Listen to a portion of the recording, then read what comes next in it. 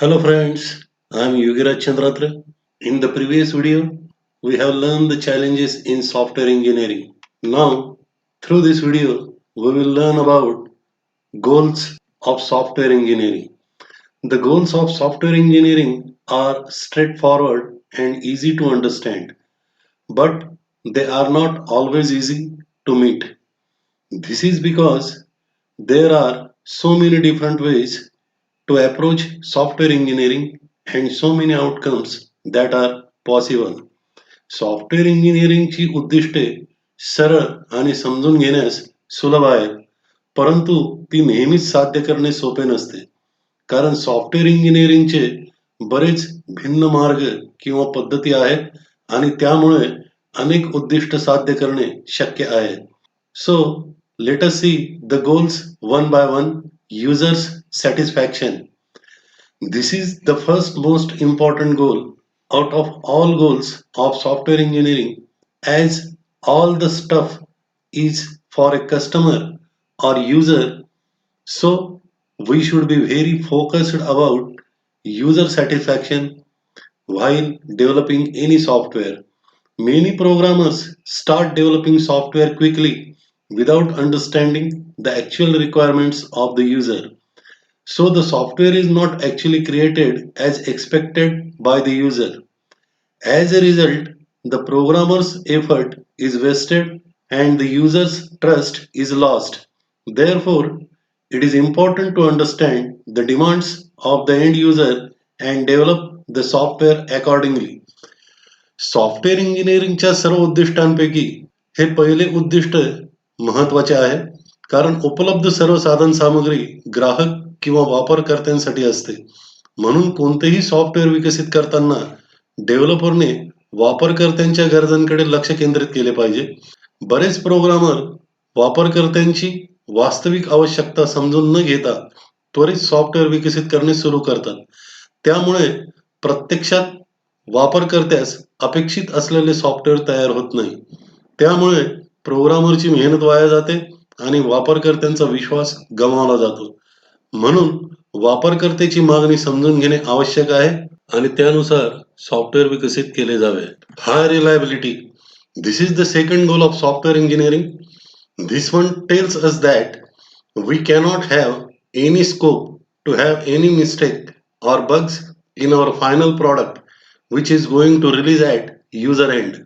If it will have mistakes and bugs, then it can affect our relationship with our customers, and thus this can highly impact the selling of our software in the market and can create a high loss. So the software is to be released only if high reliability has been achieved and there is no chance of any bugs. Software इंजिनिअरिंगचे हे दुसरे वैशिष्ट्य आहे. हे सूचित करते की आपण वापरकर्त्यांसाठी तयार केलेल्या अंतिम उत्पादनात कोणतीही चूक किंवा दोष असायला नको. जर त्यात चुका आणि बग असतील तर याचा ग्राहकांशी असलेल्या आपल्या संबंधावर परिणाम होऊ शकतो आणि त्यामुळे बाजारामध्ये आपल्या सॉफ्टवेअरच्या विक्रीवर परिणाम होऊन आपल्याला तोटाही होतो. म्हणूनच उच्च विश्वसनीयता प्राप्त झाल्यावरच आणि कोणतेही चुकांची शक्यता नसल्यासच सॉफ्टवेअर वितरित केले जावे. The next goal is low maintenance cost. This goal of software engineering states that maintenance of software is an activity that can be done only after delivering the software to the customer. Any small change in software should not cause restructuring of whole software. This indicates that the design of software has poor quality and made without any testing and parameters. Software इंजिनिअरिंगचे हे उद्दिष्ट असे सांगते की सॉफ्टवेअरची देखभाल ही एक क्रिया आहे जी केवळ ग्राहकांपर्यंत सॉफ्टवेअर पोहोचवल्यानंतरच केली जाऊ शकते. सॉफ्टवेअरमध्ये कोणतेही छोटे बदल करण्यासाठी संपूर्ण सॉफ्टवेअरची पुनर्रचना करावी लागू नये. जर सॉफ्टवेअरची पुनर्रचना करावी लागत असेल तर त्याचा अर्थ सॉफ्टवेअरच्या डिझाईनचा दर्जा निकृष्ट असून ते कोणत्याही टेस्टिंग आणि पॅरामीटर्सचा वापर न करता बनविलेले आहे. Delivery on time is the fourth goal. The delivery time matters while you develop software for your client or customer. As this is not possible to tell the exact time to complete software, but if the developing work is to be done in a systematic order by breaking the whole project in parts and with estimating time for each module, by doing this analysis, a proposed deadline can be given for completing a project for a client. In short, if the software is developed systematically, the project can be completed within the given time frame. आपण आपल्या ग्राहक किंवा ग्राहकांसाठी software विकसित करता तेव्हा सॉफ्टवेअरच्या वितरणाची वेळ म्हणजे डिलिव्हरी टाइम महत्वाचा असतो. सॉफ्टवेअर पूर्ण करण्यासाठी नेमका किती कालावधी लागेल हे सांगणे फार कठीण असते. परंतु डेव्हलपिंगचे काम व्यवस्थित क्रमाने प्रोजेक्टचे भाग करून आणि प्रत्येक मॉड्यूलसाठी अंदाजे लागणाऱ्या कालावधीनुसार आपण प्रोजेक्टला लागणारा कालावधी ठरवू शकतो आणि त्याप्रमाणे ग्राहकाला प्रोजेक्टचा कालावधी सांगू शकतो. थोडक्यात सॉफ्टवेअर पद्धतशीरपणे डेव्हलप केल्यास दिलेल्या मुदतीत प्रोजेक्टचे काम पूर्ण होऊ शकते. The next goal is low production cost. According to software engineers, low production cost objective, the software which is economically affordable always attracts the attention of the users, and if the software meets all the requirements of the user, then there is a great possibility of sales and profit. So the software product should be cost effective.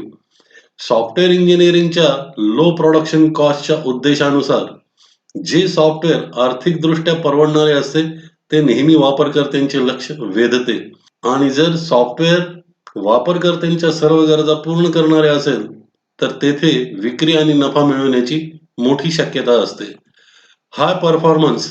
The performance of a software is usually measured by its speed and memory usage. So the software should be developed in such a way that it can be run faster and in less memory space. Such a perfect and effective software will be useful for the users and it will be in high demand in the market.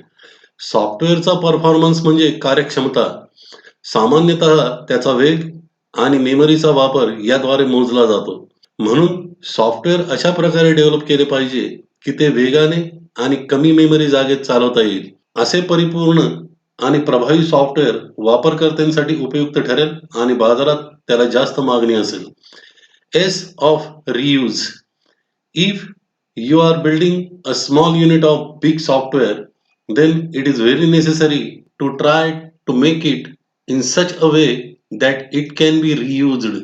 If it is needed in building the same software or in other software too, this will save memory, money and efforts.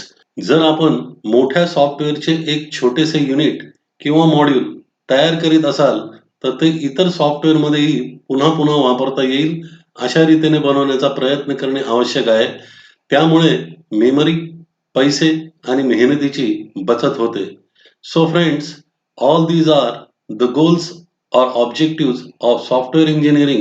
In the next video, we will study the software qualities. Thank you very much.